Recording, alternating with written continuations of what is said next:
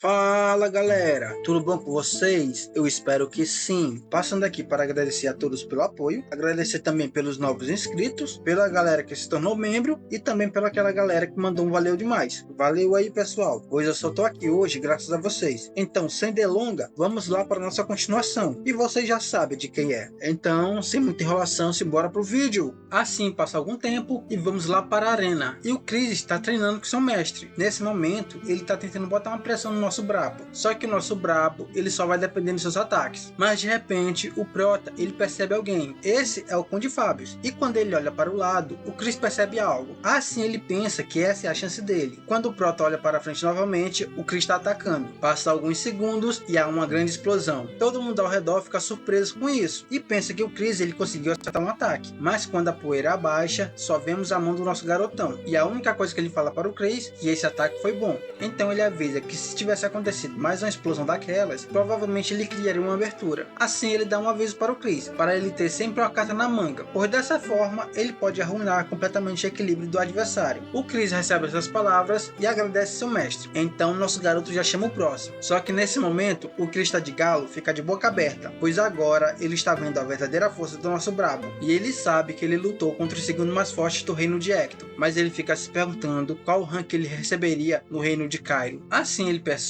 que ao ver pessoalmente o nosso brabo, ele é mais forte do que ele imaginava. Assim ele fica ainda mais admirado e fala que essa pessoa é a mais talentosa do continente. Só que nesse momento, antes de vir um próximo, o Hans chama seu mestre e fala que ele tem um convidado. Então, como foi o Hans que chamou, ele vai atender esse pedido. E atrás do Hans está o Crista de Galo e ele está bastante feliz. O brabo se aproxima dele e estende sua mão e já vai logo se apresentando. O Crista de Galo fica impressionado e já vai percebendo que essa foi a mão que criou a incêndio. Então rapidamente ele já pega em sua mão e se apresenta. Passando alguns minutos, eles vão para o escritório do nosso garoto. Assim ele mostra incêndio e fala que esse é o motivo da visita dele. O nosso garoto já percebe que essa é a espada que ele mandou o Lucas vender. Então o Valentino vai direto ao ponto e fala que ele está a fim de encontrar a pessoa que fez essa espada. E dessa forma ele mobilizou a família dele inteira só para achar essa pessoa. Então ele pergunta para o nosso brabo se foi ele que criou o incêndio. O nosso garoto ele fica pensativo e como ele deu uma estudada no reino, ele sabe quem é esse cara, Marquês Valentino, o homem mais rico de Cairo, também conhecido pelo apelido de colecionador ganancioso, alguém que possui as tropas mais fortes entre as forças neutras. Ele lembra que ele tem completa influência no comércio de Cairo e fala que a sua riqueza é capaz de destruir o equilíbrio de poder. Só que ele se mantém bastante firme em relação a esse equilíbrio. Nosso brabo sorrindo imagina que esse homem é bastante interessante e confirma que foi ele que criou o incêndio. Olha o sorrisão desse garoto, ele tá percebendo que ganhou alguma coisa. O Marquês Valentino já fica bastante feliz e fala que isso é uma grande honra para ele, pois ele se esforçou bastante para encontrá-lo, pois quando ele viu o incêndio pela primeira vez na casa de leilão, ele ficou tão chocado que foi como se tivesse sido atingido por um raio. Ele fala que Dimitri é a terra sagrada dos ferreiros e pergunta para o nosso brabo se ele herdou as habilidades de seu pai. Assim ele pede para o Prota, se estiver tudo bem, se ele poderia mostrar a espada que ele estava segurando agora há pouco. O nosso garoto fala que pode sim, então ele entrega a espada para o Conde Valentino. Ele, de boca aberta, pergunta como ela se chama e nosso garoto fala que o nome dela é Darkness. Assim o Conde Valentino percebe que as espadas, tanto a Salamandra quanto a Incêndio, são espadas excepcionais, porém o nível da Darkness está um pouco maior. Assim ele descobre que cada vez que ele forja uma espada, ela é bem mais forte que a anterior, e ele fica se perguntando o quão mais poderosas serão as espadas que ele ainda vai fazer. E dessa forma, o Marquês Valentino ele toma uma decisão e fala que quer fazer uma proposta especial para o nosso garoto. Só que ele tem umas condições e elas são bem simples. Ele fala que a primeira condição é que se ele for vender essa espada, ele só pede que dê a chance a ele para ele poder comprar ela. A segunda é quando ele fizer uma nova espada, ele gostaria de ser o primeiro a vê-la. Ele fala que não vai importar o lugar, nem que ele esteja fora do continente ou em um lugar bastante remoto, ele vai dar um jeito de achá-lo. Então com esse sorriso ganancioso aqui, ele fala que se ele der a sua palavra como homem, ele e toda a família Valentino irá apoiar os Dimitri a partir de agora. O nosso garoto pensativo aqui já sabe o que isso significa. Então Marquês Valentino fala para ele que ele espera que ele entenda o significado disso. Assim ele conta aquela história que já sabemos, que se ele aceitasse a proposta, ele vai abandonar a neutralidade da sua família a partir de agora. Mas o nosso brabo não dá ponto sem nó, então ele pergunta para o Marquês Valentino por que ele está fazendo isso. O Marquês nesse momento fala que vai ser bastante honesto, e ele diz que recentemente ele está sendo pressionado pelas 4 facções, e já que ele vai ter que eventualmente abandonar a neutralidade dele, ele esteve bastante pensativo sobre isso, em quem ele deveria apoiar. Só que nesse momento chegou a hora certa, pois ele ouviu de umas certas pessoas que ele tinha formado a aliança de Dmitri, e agora que ele também sabe que o nosso garoto foi quem criou a incêndio, que a razão haveria para ele não gostar dele. Ele fala que sabe que a família Dmitri está em uma situação financeira bastante boa, porém ele diz que é sempre bom ter mais dinheiro, quanto mais melhor. Então o nosso brabo nesse momento se levanta e vai falando que os nobres da aliança Dmitri prometeram sua lealdade a ele como membro. Então, com essa carinha bem que assim, ele pergunta para o Marquês se a família Valentino está preparada para seguir o Dmitri. O Marquês nesse momento dá aquele sorrinho de canto e fala que mesmo que ele mande a família Valentino se jogar no fogo, eles irão cumprir suas ordens sorrindo. E olha o sorrisão do nosso menino, pois ele conseguiu um aliado inesperado. Assim ele fala para o Marquês que estará contando com ele a partir de agora. O Marquês se curva e pergunta para ele se está tudo bem falar para todo mundo que foi ele que forjou o incêndio. O nosso garoto não se importa muito com isso, mas sorrindo, o Marquês Valentino fala que agora que ele conseguiu uma espada tão incrível, ele morreria de frustração se ele não pudesse se gabar por isso. E o nosso garoto, olhando para ele, fala que ele é um cara bastante único. Então, passando alguns dias, lá na casa do Marquês Valentino, ele está mostrando a espada que ele conquistou no leilão. E ele fala que essa espada é melhor que os rumores dizem, pois se um espadachim de 1 estrela usa ela, ele vai conseguir bloquear um ataque de um espadachim 3 estrelas. O pessoal em volta pergunta se isso é verdade. Sorrindo, o Marquês pergunta se ele já mentiu alguma vez para eles. Assim ele fala que a pessoa que forjou a incêndio é Roman Dmitri, o herói de Cairo. O pessoal já fica surpreso e ficam sem acreditar que essa espada pertenceu a Roman Dmitri, mas o Marquês responde que sim, e ainda fala mais, que ele derrotou o mordomo usando essa espada. Aí ele termina dizendo que Roman Dmitri, ele criou 3 espadas. Ele fala que a incêndio foi a segunda. Então passa algum tempo e as pessoas começam a chamar as 3 espadas de a coleção de Roman Dmitri. E graças a isso, os ferreiros de Dmitri, eles tiveram uma grande explosão de negócios. Foi tão grande que eles nem conseguiram lidar com a demanda. Então, em um certo dia, no meio da noite, o nosso brabo ele tá andando pelos corredores e uma pessoa aparece atrás dele e já vai contando uma historinha que o nosso garoto não só expulsou o Hector, mas também derrotou o mordomo. O nosso brabo começa a olhar para trás e fica meio irritado. Esse espião fala que eles subestimaram o nosso garoto, pois além dessas conquistas, ele recentemente criou uma organização. Ele fala que o nosso brabo ele é um elemento perigoso para o futuro de Valhalla e é uma pessoa que eles não podem ignorar. Então ele dá uma intimação para o nosso brabo, manda ele escolher seguir Valhalla ou se tornar inimigo deles. Os caras não deveriam ter feito essa pergunta, pois o nosso brabo olha para ele e pergunta o porquê ele deveria seguir insetos insignificantes. O carinha pergunta se ele realmente será hostil contra ele. Então nosso garoto fala que vai direto ao ponto. Foram eles que o ameaçaram primeiro e invadiram sua casa. O prota fala que não tem a menor intenção de forçar alguém a jurar lealdade a ele. Diz que o reino de Cairo é uma presa que o Império de Cronos vem cobiçando há anos. Se Valhalla atacar Cairo, o Império de Cronos não ficará de braços cruzados. Então nosso garoto fala para esse cara, se ele não pretende se tornar inimigo dele, é melhor ele esperar. O grupo que ele escolher definitivamente vai alcançar o topo de Cairo. E nesse momento, ó a cara de surpresa desse maluco. Assim o nosso garoto fala que o povo verá Dmitri como um criador de reis. Zangado fala que ele com certeza é muito ousado nas palavras. E ele avisa para o nosso garoto que se ele continuar andando com o nariz empinado assim, vai ser uma questão de tempo até alguém derrubar ele. E ele fala que até mesmo o mordomo, quem ele achou difícil de derrotar, é um Zé Ninguém em Valhalla. Ele avisa para o nosso brabo que o continente é um lugar grande. Então ele fala que vai dar um pouco mais de tempo para ele. E que realmente espera que ele faça uma boa escolha. Nesse momento, Prota percebe que assim que a aliança de Dmitri ela foi formada, uma por uma, as 4 facções, eles começaram a entrar em contato com ele. E nesse momento, eles estavam pedindo uma decisão dele. Então, indo lá para a capital, um lacaio pergunta se ele vai deixar Roman Dmitri continuar do jeito que ele tá. Esse velho aqui, que eu esqueci o nome, fala que se ele escolhê-lo, ele pretende esquecer tudo que ele fez até agora. Porém, se ele ousar escolher outra pessoa, ele vai garantir que ele pague tudo pelo que ele fez. Nesse momento, o Prota ele tá olhando a lua e fala que ele atingiu o limite do quanto ele pode usar o equilíbrio de poder, pois se ele não aproveitar o ano todinho, então ele não vai ser capaz de evitar perdas e sacrifícios muito grandes nessa guerra. Ele diz que primeiro ele vai ter que mergulhar profundamente na magia, pois só dessa forma ele vai poder enfrentar tudo com perfeição. Então vamos para uma pequena historinha de magia. Existem 13 torres mágicas no continente. Entre elas, a torre mágica do Palácio Celestial é a mais forte. Nela tem uma conferência na qual participam os representantes de cada torre. Dizem que a Torre Fênix apresentou a poderosa magia do Quinto Círculo. Só que os magos que assistiam à demonstração se mantiveram indiferentes a ela. A razão por que essa torre recebeu essas reações é devido a um problema fundamental. E atualmente atualmente é um problema perturbador. Eles dizem que o problema que ela tem é que a Torre Fênix não tem uma identidade. E esses velhos aqui ficam comentando e perguntando se realmente a Torre Fênix ela perdeu seu Grimório. Então, lá na Torre Fênix, o Félix, representante dela, fala que tem 3 anos que ele se tornou o representante dessa torre. Ele não sabe como fez isso, só que ele acha muito complicado continuar dessa forma, pois ninguém sabe onde está o paradeiro do seu mestre e ele também não foi capaz de herdar o Grimório Ardente, o livro secreto dessa torre. E por esse motivo, muitas pessoas deixaram essa torre. Ele também fala que eles também perderam o financiamento do Império Frank e agora ele não faz ideia de quando eles vão expulsá-lo. Ele dá aquele suspirão e fala que as coisas parecem sombrias. Só que nesse momento ele olha uma carta e o remetente dessa carta é Roman Dmitri. Assim ele começa a ler. E o nosso brabo, ele foi direto ao assunto e pergunta para o Félix se a torre mágica quer a ajuda dos Dmitri. Na carta está dizendo que os termos são simples. Ele só está precisando de um parceiro de treino para os próximos 6 meses. E se ele fizer isso, ele vai pagar 1000 ouros mensais. O Félix ele fica bastante surpreso. Ele fala que Dmitri é um pouco longe, só que ele não tem luxo de poder negar 1000 ouros. Então ele fala que ele precisa ir para esse local. Então na carruagem indo para o local, ele lembra que a família Dmitri são chamada de Terra Sagrada dos Ferreiros. Ele fala que esse lugar não tem interesse nenhum para os magos, pois as 13 torres mágicas que existem no continente, incluindo a Torre do Palácio Celestial, há mais 7 localizadas em Cronos. Todas as torres mágicas são neutras, só que a maioria que estão situadas em Cronos são consideradas Terra Sagrada dos Magos. Ele fala que comparado a eles, o reino de Cairo é um deserto para a magia. E dentre todos esses reinos, a terra de Dmitri fica ao extremo norte da região. E se não fosse pela proposta de Roman Dmitri, ele nunca teria considerado viajar para esse lugar. Ele fala que do ponto de vista da torre mágica, tudo que importa agora é conseguir 6.000 ouros, que vai mantê-los durante 6 meses. Depois ele dá algum jeito. Então quando ele chega no território, ele fica de boca aberta, pois é um lugar bastante organizado. E um guarda nesse momento manda ele parar e pergunta para ele qual o motivo da visita. Assim ele mostra a carta e fala que se chama Félix. Ele é um representante da torre mágica e veio a esse lugar a convite de Roman Dmitri. Dessa forma, os guardas eles começam a verificar a carruagem e começam a fazer perguntas só para ter certeza. Então Félix, olhando ao redor, percebe que tem artefatos em todo o local só para protegê-los de uma guerra. Percebe também que tem uma defesa bastante resistente. E ele, olhando para tudo isso, fala que mesmo em um lugar remoto, Dmitri mereceu sua fama de ser uma força formidável. Assim ele se encontra com o Brabo e o Brabo vai logo se apresentando e dá boas-vindas a ele. Segurando sua mão, ele percebe que o nosso garoto não é um homem comum. Assim ele se apresenta e fala que é da Torre Mágica Fênix. Dessa forma, ele vai direto ao assunto e pergunta para o nosso Brabo se ele tem certeza dos termos que ele escreveu na carta. Sorrindo, nosso garoto fala que sim, que como dito na carta, a recompensa vai ser 1000 ouros por mês. O cara fala que ele não entende muito a situação, mas ele não vai reclamar muito e pergunta como ele queria um parceiro de treino, qualquer pessoa poderia ser indicada, pois todos adorariam ser parceiro de treino dele. Assim ele pergunta para o Brabo por que ele o escolheu. O nosso garoto fala que ele escutou que a magia das chamas da Torre Fênix ela é a mais forte quando se tratava de magia de ataque. E o outro motivo também é que ele ficou sabendo da situação financeira da torre. Então ele achou que ele poderia comprar um pouco de tempo de um mago excepcional como ele. Então ele avisa para o Félix, se ele se machucar ou morrer enquanto eles duelarem, ele não vai ser responsabilizado por isso. Mas tem uma coisa que ele quer que eu prometa, que toda vez que eles lutarem, ele tem que dar seu melhor. Com essa chama nos olhos, ele pergunta para o Brabo se ele realmente não vai se arrepender disso. Mas no pensamento dele, ele está se perguntando se ele está realmente falando sério ou se ele só está subestimando os magos. Então, passando algumas horas, eles vão para o campo de treinamento do Dmitri. O Brabo fala para ele fazer seu primeiro movimento e diz que vai deixar ele atacar primeiro. O Félix nesse momento não discute e fala que vai aceitar a oferta. Ele, com essa cara bem que assim, fala que já que é o primeiro duelo dele, ele vai começar colocando ele no seu lugar. Assim ele começa a fazer lanças de fogo e já joga na direção do nosso Brabo. E o nosso garoto só fica esperando elas. Quando as lanças atingem o alvo, causam uma grande explosão. Só que o nosso Brabo já não estava mais nesse local e já vai para trás do Félix. Nesse momento, o Félix ele já faz a liberação do quarto círculo e já joga magia inferno para cima do nosso garoto. O nosso garoto fica rodeado com paredes de fogo dos dois lados, só que o nosso Brabo ele não liga muito para isso. Olha a cara de tédio dele. E o Félix nesse momento acha que ele ganhou o duelo e já começa a fazer uma magia. E dessa forma ele joga uma labareda rúnica para cima do Prota. Depois da explosão, em pensamento, o Félix fala que ele diminuiu um pouco da magia e que provavelmente ele não deve estar se mexendo agora. Só que não demora muito, o nosso Prota aparece atrás dele e pergunta para ele quando ele vai usar a magia de quinto círculo. E quando o Félix ouve isso, ele fica bastante surpreso. O Félix ele dá um pulão para trás e pergunta como é que ele está bem depois de receber essas chamas. Mas nesse momento, o Prota, ele estende sua mão em direção ao Félix, só que o cara, ele já usa um teleporte para sair desse lugar. E em seu pensamento ele vai falando que vai desviar, pois ele tem que pensar em um plano de como vai contra-atacar. Só que nesse momento, o nosso garoto, ele só olha pro lado e já sabe onde o Félix vai aparecer. Assim ele já parte em direção a esse local. E quando o Félix aparece, ele já fica bastante surpreso e fica se perguntando como é que o nosso garoto já está à frente dele. O Félix já usa uma magia chamada Contenção, ele imobiliza o nosso Prota. O Félix já fica despreocupado, pois pensa que isso vai dar pelo menos 10 segundos para ele. Só que não demora muito, o Prota ele começa a se mexer. Com isso, rapidamente ele quebra essa barreira e se liberta. Mas para o Félix, isso foi tempo suficiente. E ele diz que agora ele vai mostrar porque ele vale 1000 ouros. Então ele começa a fazer uma magia. E quando ele termina, ele já joga na direção do Prota. O nosso brabo, ele só balança sua espada e as chamas começam a dançar em volta dele. E olha a coisa linda. O Prota, ele consegue desviar todas as chamas que estão vindo na direção dele. E o Félix, vendo isso, acha isso impossível. Só que nesse momento, o nosso garoto se aproxima e fala que o treino de hoje, ele acabou. E com isso, ele já vai dando uma joelhada no Félix. Mas antes dele apagar, o nosso garoto fala que ele se vê amanhã. Então, passando alguns minutos, o Félix acorda. E ele fica se perguntando como Roman Dimitri, ele conseguiu prever a magia que ele ia usar. Pois ele sabe que não existe nenhuma técnica que pode prever feitiços. Assim, ele novamente fica se perguntando como foi que ele preveu o ataque dele. Dessa forma, o Félix se levanta e fica se perguntando se ele é capaz de derrotar o nosso garoto se ele lutar contra ele de novo. Só que em seu pensamento, ele sabe que ele não pode lutar desse jeito e conseguir derrotá-lo. Então ele vai ter que pensar em outra coisa. Quando o mestre da Torre Fênix desapareceu, ninguém pôde herdar o legado da magia das chamas. Então todos disseram que esse era o fim da Torre Fênix. Só que nosso amigo Félix, ele é obcecado. Ele persistiu na sua pesquisa e foi capaz de manifestar uma parte dessa magia. E as pessoas consideram o Félix como alguém extremamente obstinado. E agora esse cara vai em busca de como derrotar o nosso garoto. E no dia seguinte, o Félix já bolou um plano. E ele fala que como o nosso garoto pode prever a magia dele, ele vai usar uma magia tão imprevisível que esse talento vai ser inútil. Então o Félix usa uma magia de terra e cria uma pequena cadeia de montanhas. O nosso garoto lá embaixo, ele fica bastante feliz. E o Félix só tá com essa cara aqui, pois em seu pensamento ele fala que a vantagem da magia não há necessidade de ser extremamente precisa. E nesse momento, o Félix ele começa a usar a onda de fogo e começa a incendiar todo esse local. Mas o nosso garoto, ele só pula. E o Félix, ele já estava esperando por isso. E nesse momento, ele já usa outra magia e já ataca na direção do nosso garoto. Só que o Félix percebe algo estranho. O nosso brabo, ele tá protegido por uma barreira. O Félix nesse momento pergunta se ele tá usando um artefato, mas rapidamente ele percebe que foi o brabo que criou essa barreira. E não demora muito, o Félix leva um socão na barriga. Assim, ele é jogado para longe desse morrinho. Quando o Félix acorda, ele só escuta uma voz. E o nosso garoto fala que isso não é bom bastante. Ele diz para o Félix que de agora em diante, ele pode usar tudo que estiver na mão dele. E se ele até quiser chamar mais magos para lutar com ele, ele pode chamar. E ele vai dar uma pequena vantagem. Eles podem atacar ao mesmo tempo. Assim o nosso garoto fala que vai mudar os termos também. E diz para ele que toda vez que ele o derrotar, ele vai recomeçá-lo com 10.000 moedas de ouro. O Félix nesse momento, ele fica bastante surpreso, pois essa quantidade dá de alimentar 40.000 pessoas por ano. Então ele percebe agora que Roman Dimitri nunca pensou nele como alguém próximo ao seu nível. E nesse momento, o Prota pergunta para o Félix o que ele acha. E é claro, o Félix, ele precisa de dinheiro. E ele topa isso, pois agora é uma questão de orgulho. E em seu pensamento, ele fala que vai fazer Roman Dimitri se ajoelhar a ele. E assim, ele vai conseguir esvaziar os cofres de Dimitri. Só que na primeira metade da semana, o nosso menino Félix, ele sofreu derrotas consecutivas.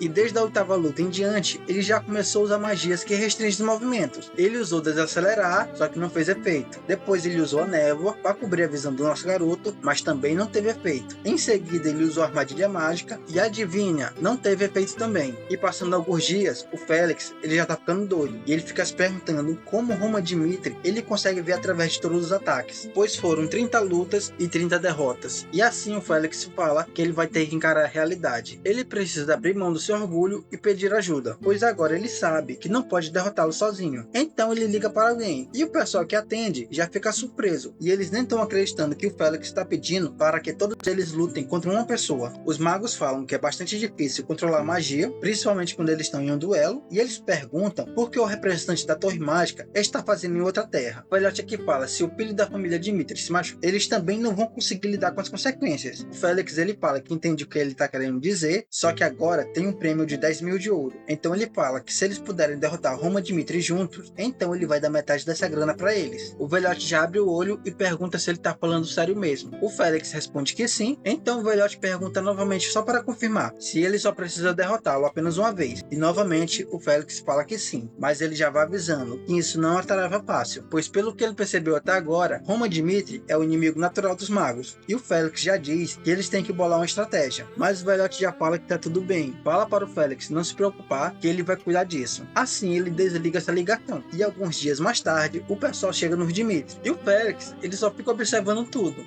E o nosso garoto, ele fala a mesma coisa que falou para o Félix. E dessa forma, ele deixa esses 5 atacarem primeiro. E todos eles já começam a usar magia. Só que nesse momento, vemos a cara do Félix. E no fundo, só ouvimos o pessoal gritando. E o Félix, ele tá sorrindo, pois o pessoal tá cometendo o mesmo erro que o Félix cometeu no primeiro mês. Então não passa muito tempo e o nosso brabo, ele tá de pé. E o pessoal, ele tá no chão. E o nosso garoto, ele tá felizão, pois ele percebeu que depois de passar pela segunda reforma corporal, ele ganhou imunidade ao fogo e ao frio. E fala que agora o calor não vai mais funcionar nele. E o pessoal lá no chão só fica resmungando. E o maluco aqui, ele já lembra do que o Félix disse, que esse cara é o inimigo dos magos. E o outro jogado no chão fica perguntando que tipo de luta eles tiveram até agora. Assim o Félix se aproxima e pede para eles esperarem nesse lugar, como se eles tivessem outra escolha. Então ele vai em direção a Roma Dimitri, só para ter uma palavrinha com ele. Chegando lá, ele já vai direto ao assunto e fala para o nosso garoto que ele acha que não consegue derrotá-lo, mas ele pede para fazer uma pergunta. O Proto ele permite. Então Félix pergunta como é que ele consegue prever a magia e como é que ele consegue destruí-la também. Nesse momento, o Proto ele diz que vai revelar tudo. E o Félix ele fica até meio incrédulo, mas o nosso garoto fala para ele que vai contar exatamente como ele se prepara para as lutas. E assim, o Félix ele fica surpreso e não entende por que ele está fazendo isso. E é isso, pessoal. Se você chegou até aqui, deixa aquele gostei maroto para fortalecer o canal. Se inscreva se você ainda não é inscrito e deixa aquele comentário maroto. Então, até a próxima. Fui!